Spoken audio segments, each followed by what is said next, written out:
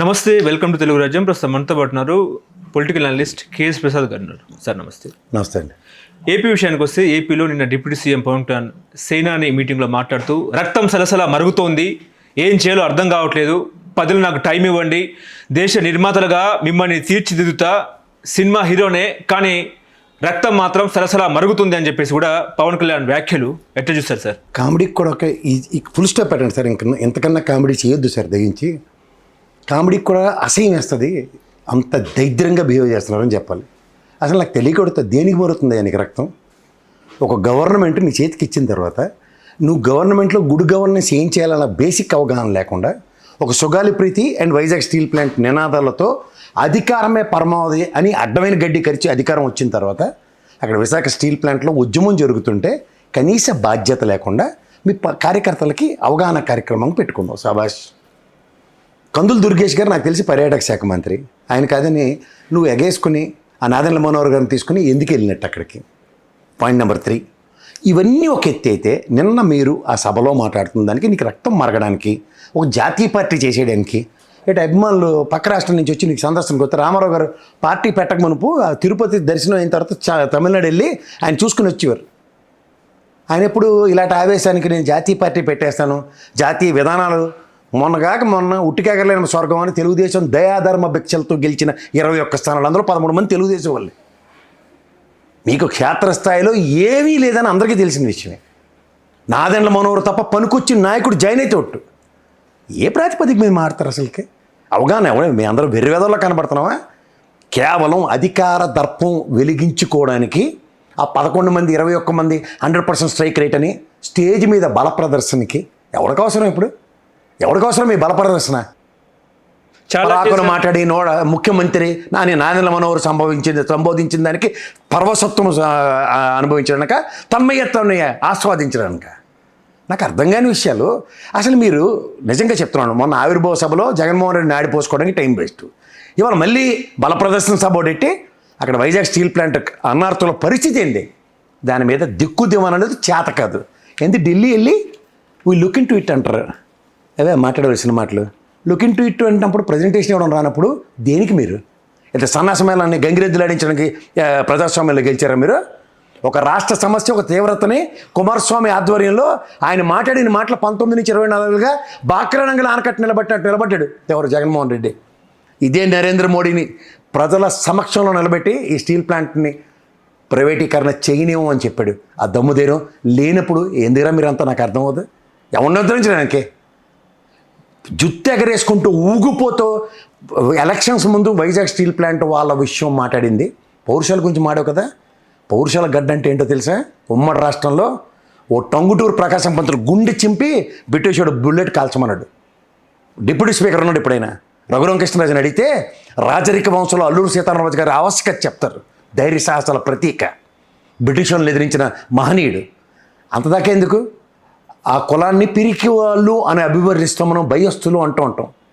ఆయన మహానుభావుడు పొట్టి శ్రీరాములు గారు మొన్నటి పనికిమాలిన మేళం కోసం 56 రోజులు నిరంతరం శ్రమించి అయినా ఆమర నిరాధ్యక్ష చేసి మన వాళ్ళకి రాష్ట్రాన్ని ఇచ్చిన మహనీయుడైన సిగ్గుండాలి అలాంటి మాటలు మాట్లాడడానికి. ఎంతమంది మహనీయులు నడాడినా ధైర్య సాహసాలు. నీకు ఈ అర్థమయ్యే భాషలో చెప్పాలంటే ఒక మహానుభావుడు అమృతరావు గారు ప్రాణత్యాగంతో ఏర్పడిన వైజాగ్ స్టీల్ ప్లాంట్, ఓ చలపతిరావు గారు ఉద్యమ నేపథ్యంతో ఏర్పడిన రాష్ట్రంలో విశాఖ ఉక్కు ఆంధ్రుల హక్కు అని. ఏం తెలిసిన మాట్లాడుతున్నావు? లాసెస్ గురించి మాట్లాడుతున్నావు. నీ చదువు ఏం తెలిసిన మాట్లాడుతున్నావు లాసెస్ గురించి? వైజాగ్ స్టీల్ ప్లాంట్ లాసెస్ ఎలా ఇంకర్ అయ్యా తెలుసా? They gone for expansion. నీకని చంద్రబాబు నాయుడు గారికి కానీ అవగాహన లేదని చెప్తున్నాను. ఎందుకంటే ఇదే కొన్ని సంవత్సరాల క్రితం వాజ్పేయి గారు అనే మహానుభావుడు గవర్నమెంట్లో, ఇప్పుడున్న చేతకానికి బీజేపీ కాదు, చేతనైన బీజేపీ అది. ఆయన మహానుభావుడు వాజ్పేయి గారు BIFRకి రెఫర్ చేశారు వైజాగ్ స్టీల్ ప్లాంట్ని. ఆయన ఐడెంటిఫై చేశారు ఫస్ట్. మీలాంటి తపేలా బ్యాచ్ కాదు, ఒరిజినల్గా ఐడెంటిఫై చేసిందని. దీనికి ముడిసరుకు ప్రాబ్లం అయితే BIFRకి ఎందుకు రెఫర్ చేశారని ఆ రోజు OMDCకి అనుసంధానించారు, అంటే ఒరిస్సా మినరల్ డెవలప్మెంట్ కార్పొరేషన్కి. ఇప్పుడు మీరు 900 కోట్లు అప్పు తెచ్చారు కదా మినరల్ డెవలప్మెంట్ కార్పొరేషన్ని పణంగా పెట్టి. ఇప్పుడు జరిగిన పరిణామాల్లో ఎక్స్పాన్షన్కి వెళ్ళినప్పుడు లాసెస్ ఎంకరేజ్ చేస్తున్నారు. అసలు Vizag steel plant steel standard తెలుసా? ప్రపంచంలో దీనికి ఉన్న స్టాండర్డ్ ఇంక దేనికి లేదు. దానికి ఉన్నది ముడి సరుకుతో ఎక్కడ దొరుకుతుందో దాని గనుల్ని అనుసంధానించమని.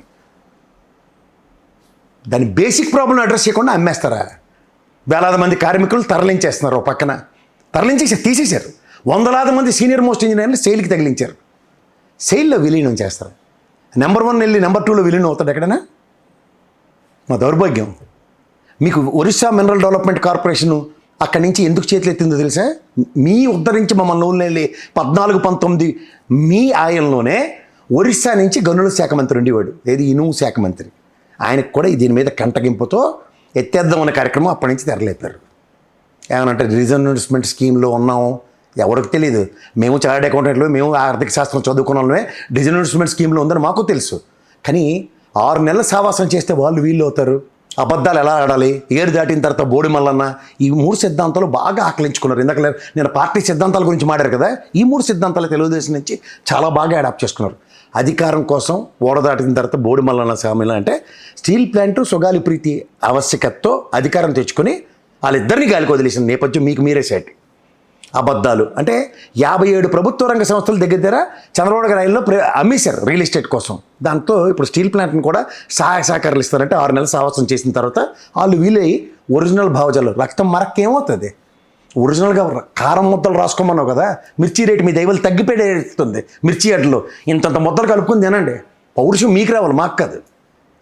అధికారం మీకు ఇస్తున్నాం, నిలబెడతారు, చేతనం అవుతుందని. మీకు ఎంత చేత కాదని మొదట్లో నీకు చెప్పుకుంటుంటే ఈ చేతకార మేళను తెచ్చుకొని మేమేం చేయాలా?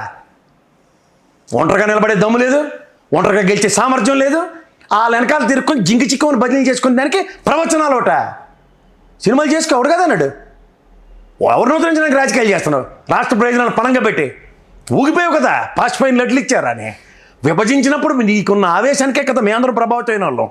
ఎక్కడుంది ఆవేశం అంటే ఏమైనా ఇంజెక్టివ్ మోడ్లో ఉంటుందా? ఒకసారి ఇంజెక్షన్ ఇవ్వగానే మన అపరిచితుడు వేషం, మళ్ళీ అవగానే సభకు నమస్కారం వేషమా? ఎందుకీ నటన? ఆ 7 పెద్ద సినిమాలు ఏడిస్తే 4 అవార్డులైనా వచ్చింది. ఆ డబ్బింగ్ సినిమాల బదులు ఒరిజినల్కి అదే ఎవరిది కాంతార సినిమాలో అతను ఒరిజినల్గా చేసినట్టు ఈ సినిమాలు అలాంటివి ఏమైనా ఉంటే చేసుకో, టైం అయినా కలిసి వస్తుంది. పౌరుషాల గురించి, రక్తాలు మరిగిపోవడం గురించి, సలసలసల కాగిపోవడాల కోసం ఎవడో రాస్తాడో తప్పెల డైలాగులు, నోరిప్పితే అబద్ధాలు. గతంలో జ్ఞాపకం ఉందో లేదో, ఇదే సుజనా చౌదరి చెప్పాడని జగన్మోహన్ రెడ్డిని ఇష్టం వచ్చినట్టు మాట్లాడాను స్క్రిప్ట్ కదా. ఇప్పుడు కూడా ఎవడ స్క్రిప్ట్ ఇచ్చారు చెప్పు. సుగాలి ప్రీతి విషయంలో మీ ఎమ్మెల్యేలు ఏం మాట్లాడుతున్నారు? ప్రాంప్టింగ్లోటి మళ్ళీ ప్రాంప్టింగులతో. ఎవరాయంలో జరిగింది అది? 17 ఆగస్టులో జరిగింది. అప్పుడు ఎవరు ప్రభుత్వం ఉంది? మీరు ఉద్ధరించడానికి కూటమి కట్టి తర్వాత మీరు చిన్నపిల్లలు తగ్గులాడుకొని జుట్లు పీక్కుని పోయిన మీరు బీజేపీ ఒంటరిగా మిగిలిన తెలుగుదేశం ఆయనలో జరిగిన దౌర్భాగ్యం. DNA రిపోర్ట్లు మార్చారా? ఇప్పుడు call for the original enquiry. అభియోగాలు మోపడం వాళ్ళు ఎవరో ఒరిజినల్ ఎంక్వైరీలు తీసి రిపోర్ట్లు తీయండి, టాలీ చేయండి. ప్రభుత్వం మీ చేతిలో ఉంది కదా. ఇప్పుడు కాంపన్సేషన్ SC/ST యాక్ట్ ప్రకారం కాంపన్సేషన్స్ గురించి మాట్లాడుతున్నారు. మీ ఆయనలో 2 సంవత్సరాలు గవర్నమెంట్ ఉంది కదా, ఒక చేయుత్తో అసలు ఏమీ లేనప్పుడే నేనే ప్రభుత్వాన్ని తీసుకొచ్చామని చెప్పారు కదా. అప్పుడు ఈ ఉద్యమ నేపథ్యం ఏమైంది? మొదట పట్టించుకోకుండా తర్వాత అవకాశవాద రాజకీయానికి సుగాలి ప్రీతి అనే అంశాన్ని వాడుకుంటూ 19లో ఎలక్షన్లో సొంత పెత్తనాన్ని ఎలగబెట్టినప్పుడు ఒక ఆయుధం, మళ్ళీ 24లో ఇదే పాస్పోయిన లడ్లు సామెతలాగా మళ్ళీ సుగాలి ప్రీతి అంశాన్ని తెర మీద తీసుకొచ్చి కాలక్షేపం చేసుకుంటూ అవుట్కమ్ ఎలక్షన్ అయిన తర్వాత ఏరు దాటిన తర్వాత బోడి మల్లమ్మన అని కనీసం 12 సార్లు నీ ఆఫీస్ చుట్టూ తిరిగిన పలకరించకపోవడం. ప్రభుత్వ ఉద్యోగం జగన్మోహన్ రెడ్డి ఆయనలో వచ్చింది. 5 ఎకరాల పంట భూమి జగన్మోహన్ రెడ్డి ఆయనలో వచ్చింది. 5 సెంట్ల భూమి ఇల్లు కట్టుకోవడానికి జగన్మోహన్ రెడ్డి ఆయనలో వచ్చింది. మీరేం చేసినరా? ఆ భూములు 10 కోట్ల విలువైన భూములు అని చెప్తున్నారుగా. ఎంతసేపు వెర్రివాడికి దేని మీద లోకం అన్నట్టు డబ్బులు డబ్బులు డబ్బులు. ఆవిడ దేనికి పోరాడుతుంది ఇప్పుడు? సుగాలి ప్రీతిని చంపిన వాళ్ళ మీద కేసులు కట్టండి, అది న్యాయం చేయండి అని అడుగుతుంది. అంతేకాని ఆవిడ ఆర్థికంగా సుగాలి ప్రీతి వాళ్ళ అమ్మ మీకన్నా మనందరికన్నా ముందు గవర్నమెంట్ ఉద్యోగస్తురాలే. వాళ్ళ నాన్నకు కూడా ఉద్యోగం గవర్నమెంటే ఇచ్చింది. ఆర్థికపరమైన అంశాలతో వాళ్ళు పోరాటం చేయట్లే. అంటే నీకు ప్రాథమిక అవగాహన దేని మీద ఉంటే అప్పుడు ఏదైనా మాట్లాడచ్చు. ప్రాథమిక అవగాహన లేనడితే ఏం మాట్లాడాలి? మేమే పోరాటం చేసాం, మేమే న్యాయం అందించామని కూడా మాట్లాడారుగా. నోరాది తాడి మట్ట అని అడగాలి. అప్పుడు నాకు అర్థం కాదండి. 19 దాకా ఉన్న గవర్నమెంట్ ఎవరిది? ఎన్డీఏ కూటమితో మొదలై తెలుగుదేశంతో కంక్లూడ్ అయిన గవర్నమెంటే కదా. 2017 గవర్నమెంట్ టెన్యూర్ 5 ఏళ్ళలోనే కదా. 19లో ఎప్పుడు మేలో కదా ఎలక్షన్ అయింది మనకి. మేనా అంటే ఈ 2 సంవత్సరాలు టెన్యూర్ ఏం చేశారండి? దగ్గర దగ్గర 2 సంవత్సరాలు టెన్యూర్ ఏం చేసినట్టు? అప్పుడేమైంది ఉద్యమ నేపథ్యం? ఫలాలు ఇచ్చిన చెట్టుకై రాళ్ళ దెబ్బలు, కాసిన చెట్టుకై రాళ్ళ దెబ్బలు, ఎందుకు నన్ను తిడుతున్నారు? ఇది మొండిమోను అంటే తెలుసా? మొండిమోను. దాన్ని దయించి పళ్ళిచ్చే చెట్టుతో దయించి పోల్చుకోకండి. తెలుగుదేశం అనే చెట్టు యొక్క అవకాశాన్ని, పండుని అందుకున్న జగన్మోహన్ రెడ్డి కాదు, పవన్ కళ్యాణ్ అని చెప్పండి. తెలుగుదేశం అనే వృక్షానికి కాసిన ఫలాలు కోసుకోవడానికి వెళ్ళిన పవన్ కళ్యాణ్ కింద అభివర్ణిస్తే సరిపోద్ది. అంతేకాని పళ్ళున్న చెట్టుకే రాళ్ళు పడితే. సుగర్భితి అంశం ఎవరికి తెలీదు, నేను ఖచ్చితంగా మాట్లాడాను కాబట్టే న్యాయం అందించామని కూడా చెప్పారు. ఎవరే మీకు చెప్పింది? నీకు తెలియకపోవచ్చు. గవర్నమెంట్లో ఉన్నప్పుడు ఎస్సీ ఎస్టీ కమిషన్కి సంబంధించిన జూపూడి అనే వ్యక్తి నాకు తెలుసు, తెలుగుదేశం పరంగానే. ఆయనే 2017లో ఫస్ట్ ఎత్తుకుంది అది. కనుక్కోండి చరిత్ర. అందుకే చెప్తున్నాను, చదువుకుని ఏడిస్తే at least turn the page, learn the work అనే వస్తుంది.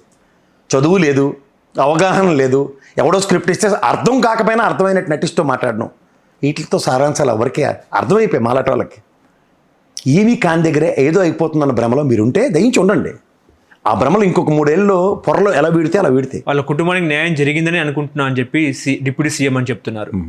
జరిగిందంటే ఇంట్లో ఎవరిని పడితే వాళ్ళని చంపేసి ఓ 10 రూపాయలు సాయం చేసేస్తే ఆర్థిక సాయంతో ఇలా జరిగిపోతుందంటే జనాభా తగ్గుదల ఖచ్చితంగా జరుగుతుంది. ఆర్థిక మూలాల గురించి పోరాటం చెయ్యని సుగాలి ప్రీతి కుటుంబం అనే అవగాహన తెచ్చుకుంటే ఫస్ట్ ఎవరైతే ఆవిడని చంపారో ఆ పాపకి చంపిన వాళ్ళకి శిక్షించడం కోసం ఆవిడ పోరాటం. ఇది అవగాహన అంటారు, బేసిక్ అవగాహన. అది లేని వాళ్ళతో మాట్లాడి టైం వేస్ట్ చేయకండి. రెచ్చగొడుతున్నారు అన్న, వాళ్ళ కుటుంబానికి రెచ్చగొడుతున్నారు అన్నట్టు మాట్లాడుతున్నారు. మీరు రెచ్చగొట్టినప్పుడు అయితే ఇష్టమే, మీరు రెచ్చగొట్టకపోయి వేరే వాడు రెచ్చగొడితే బాధగా ఉందా? అసలు రెచ్చిపోయింది మీరే కదా. జగన్మోహన్ రెడ్డికి చిన్న గొలకరై తగిలింది, సుగాలి ప్రీతి అని ఊగిపోయింది, మర్చిపోతే. అప్పుడు పూనకాలు వచ్చాయి కదా. ఇప్పుడు న్యాయం చేయమనేసరికి పూనకాలు ఎందుకు రావట్లే? అమ్మయ్యా మన ఆయనలో కూడా డబ్బులు ఖర్చు అవ్వలేదు, మన ఆయనలో కూడా ల్యాండ్ ఇవ్వాల్సిన బాధ లేదు, అన్నీ అయిపోయి కాబట్టి దాన్ని మనకు కావాల్సినట్టు నాలికి మరతేసేద్దాం అన్న. ఇప్పుడు సుగాలిప్రీతి అంశాన్ని డైవర్ట్ చేసేందుకే నిన్న రిషికొండ ప్యాలెస్కి వెళ్ళారా అంటే ఏం చెప్తారు? గతంలో ఎన్నికల ప్రచారంలో పనిలో డేట్ చేస్తాడు, పిల్లితర గోరికడ సామెత ఉందా? అది పర్ఫెక్ట్ యాప్టర్ నాదెండ్ల మనోహర్ గారికి, పవన్ కళ్యాణ్ గారికి. ఇప్పుడు మనలో అనమాట గ్రావిటీ అంటారు తెలుసు కదా.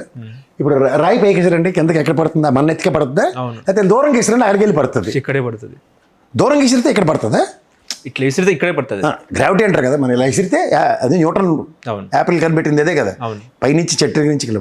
కానీ అక్కడ కన్నం పెడితే వీళ్ళు ఇక్కడేంటి అప్పుడు అమరావతిలో కట్టిన సచివాలయం కన్నాల నుంచి వాటర్ వచ్చింది, పెచ్చులు పడిపోయి అన్నది చూపిస్తే ఆ ఫోటో ఒకసారి చూపిస్తాను మీకు, ఇస్తాను వెనకాలేండి. ఆ పెచ్చులు ఇక్కడ కన్నం పడి ఇక్కడే పడ్డాయి, నీళ్ళు ఇక్కడే పడ్డాయి. వీళ్ళు సినిమాటిక్గా నీళ్ళు ఎక్కడ పోసి ఇక్కడ పెడితే తప్పించి మార్కింగ్ ఒకటి దాన్ని కొయ్యడానికి. అసలు నేను ఎవడండి పర్యాటక శాఖ మంత్రి ఏమైనా మాట్లాడే? పోనీ వీళ్ళిద్దరు కూడా, వీళ్ళు ముగ్గురు కూడా నాకు వద్దు. నాదెండ్ల మనోహర్ వద్దు, పవన్ కళ్యాణ్ వద్దు, కందుల దుర్గేష్ గారు వద్దు. గౌరవ ముఖ్యమంత్రి గారు ఆ బిల్డింగ్ ఫస్ట్ సందర్శించినప్పుడు ఏం చెప్పారండి? అమోఘం, బాగుంది, అద్భుతంగా. ఇది ఒక జర్మన్ అండ్ జపాన్ టెక్నాలజీస్లో భూకంపాలు ప్రపంచం తెరబడిపోయినా ఇది ఏం కాని కట్టారు, అద్భుతం అని చెప్పాడే లేదా?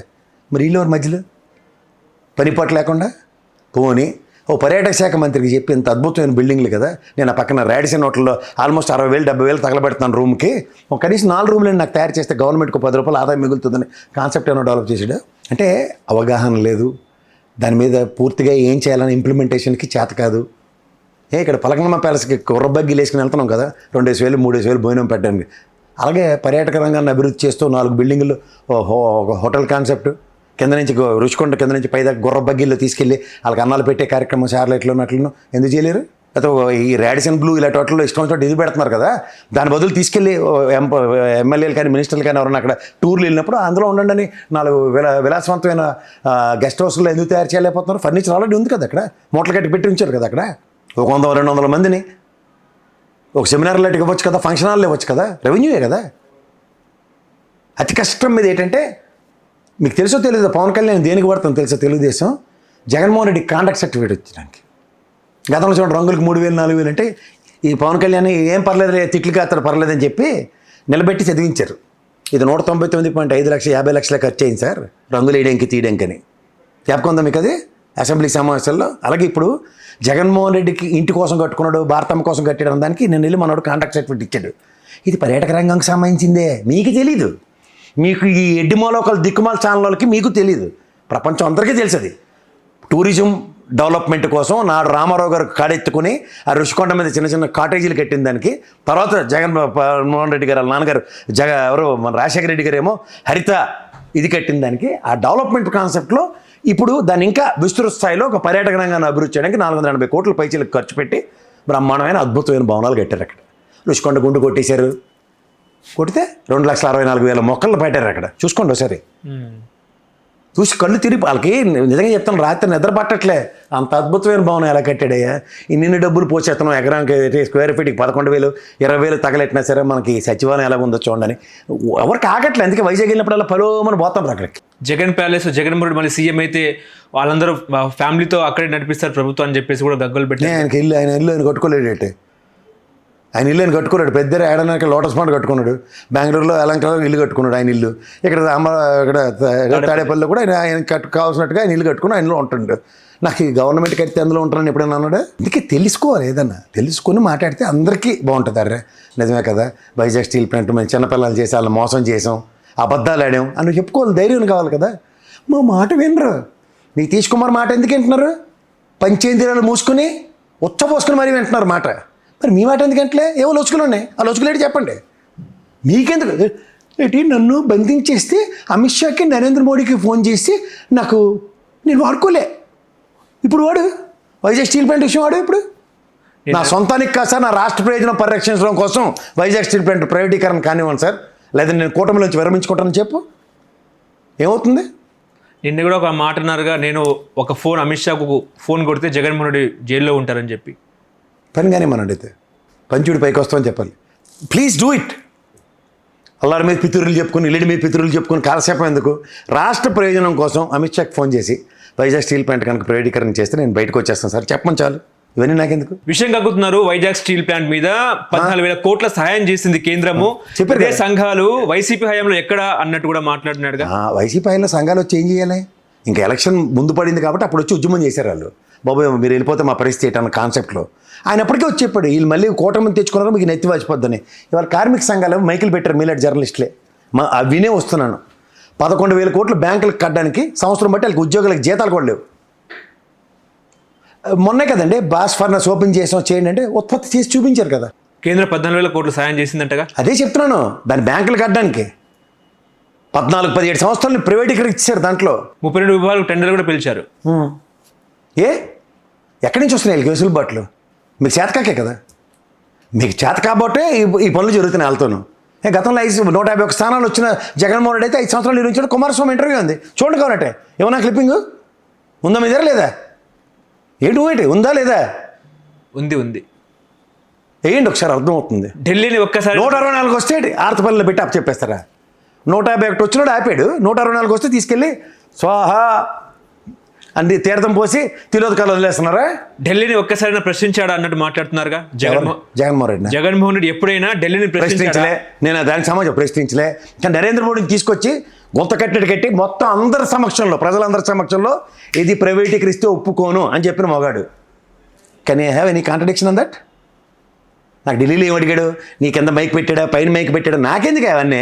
ప్రజా సమక్షంలో ఓ ప్రజాప్రభుత్వ అధినేత ప్రజల కోసం, ప్రజల చేత ఏర్పడిన ఒక వైజాగ్ స్టీల్ ప్లాంట్ కోసం మా హక్కు కింద దాన్ని ఏర్పాటు చేసుకున్న దాన్ని నేను పరిరక్షిస్తాను. నీకు చేతనైతే సమైక్య రాష్ట్రాన్ని ఎడగొట్టినా సరే కేసీఆర్ కూడా నాకు సాయం చేస్తాడని విషయం మాట్లాడాడు. ఇంక అంతకన్నా ఇంకేం కావాలి? కమిట్మెంట్ ఎవరికి ఉంది? వాళ్ళకుందా మీకుందా? చిత్తశుద్ధి లేని పూజలు ఎలా చిన్నప్పుడు ఏదో పద్యం చదువుకున్నాం. చిత్తశుద్ధి ప్రజాస్వామ్యం పట్ల మీకు లేక ఎంతసేపు ఆడిని కొడదాం, ఈయన కొడదాం, లోపటేసేద్దాం, భయం పెట్టయితే ఆగిపోతారు. జగన్మోహన్ రెడ్డిని తలుచుకుంటే జైల్లో పెడతా, కేశ్ ప్రసాద్ గారిని నోరు మించడం నాకు 2 నిమిషాల పని, ఇవన్నీ అందరికీ తెలిసి నిశ్చయాలు. అవన్నీ మాకెందుకు? నిన్న మనోహర్ గారు మాట్లాడుతూ నిజంగా ఏపీ ప్రజలు ముఖ్యమంత్రిగా పవన్ కళ్యాణ్ చూసే అవకాశం ఉందంటారా? ఏపీ ప్రజలు సార్ కొన్ని రోజులు ఆగితే రాజు అవడం, మంత్రి అవడం అన్నీ తెలిసింది. ప్రజాస్వామ్యం సార్. మీరు ప్రజాస్వామ్యంలో రాజరిక వ్యవస్థలాగా సార్, పలానా రాజుగారు అబ్బాయి నెక్స్ట్ యువరాజు ఆల్రెడీ పట్టాభిషేకం అయింది, రాజుగారు చనిపోయిన తర్వాత రాజుగారు తదనంతరం ఈయన పట్టాభిషిక్తుడు అవుతున్నారంటే ఆడికి సమాధానం చెప్పగలను. ప్రజాస్వామ్యంలో ఎవరు 151 స్థానాలు ఇచ్చిన వాళ్ళనే తీసుకెళ్లి 11 పరిమితం చేశారు. జనసేన జాతీయ పార్టీకి ఆవిర్భవించే అవకాశం ఉందా? ఉట్టికి ఎగరండి ఫస్ట్, తర్వాత స్వర్గానికి ఎగరం గురించి ఆలోచించవచ్చు. మొదటిదానికి దిక్కు లేదట, కడదానికి కళ్యాణం అన్నట్ట, పుండుకు తెల్లేదట, ఊర్లు ఉండవా పిల్లవా అన్నట్ట. అలా నాకు తెలియక అడిగితే వీళ్ళకి ఏ తెలిసిన జాతీయ రాజకీయాలు సార్? అది ఎవరిలంతా అసలుకి అసలు ఏ అరే నీకు క్షేత్రస్థాయిలో 175 నియోజకవర్గాల్లోనే బూత్ కమిటీలు లేవు. క్షేత్రస్థాయిలో 175 నియోజకవర్గాలు ఈడ్చి కొడితే రాయలసీమలో జనసేనకి సంబంధించిన ఆవశ్యకత ఒక పార్టీ ఆఫీసులో సరిగ్గా లేవు. నాయకులే లేరు. యాడ్ నుంచి వస్తారండి వీళ్ళందరూ. జాతీయ పార్టీ అంటే బీజేపీతో విలీనం చేసి జాతీయ పార్టీకి ఆవిర్భించే అవకాశం లేకపోతే ఆవిర్భించడం ఉండదు సార్. కాంగ్రెస్ పార్టీలో ప్రజారాజ్యం విలీనం చేస్తే ప్రజారాజ్యం జాతీయ పార్టీ కింద ఆవిష్కరించబడినట్ట. ఏమో ప్రజలు అంటే జన నాకు ఆన్సర్ తెలియక అడుగుతున్నాను. లేదు, అట్లా ఆవిర్భించలేదు. అంతర్గతం అయిపోయినట్టే కదా, అవును, కాలగర్భంలో కలిసిపోయినట్టే కదా. అవును. మరి విలీనం అయిపోతే జాతీయ పార్టీ అయిపోయాడు. నాకు అర్థం కాదు. ఇప్పుడు పవన్ కళ్యాణ్ అభిప్రాయం అదే కదా సార్. అదే విలీనం చేసేస్తే జాతీయ పార్టీ అయిపోతుందంటే చెప్పండి, అందరూ విలీనం చేసి కూర్చోరు. కేఏపాలకు కూడా చెప్పొచ్చు, నీకు నచ్చిన జాతీయ పార్టీలో విలీనం అయిపోరా బాబు, జాతీయ పార్టీ అయిపోయిందట నీదని. హలో, తెలుగు రాజ్యం ఛానల్ చూస్తున్నారా? సామాజిక రాజకీయ జీవన చిత్రణే తెలుగు రాజ్యం. అతిశయోక్తులు అసత్యాలు ఉండవు. రాజకీయ కోణం కాదు, ప్రజా కోణమే కొలబద్ద. తెలుగు రాజ్యం వీక్షణ మీ ఉత్తమ అభిరుచికి నిదర్శనం.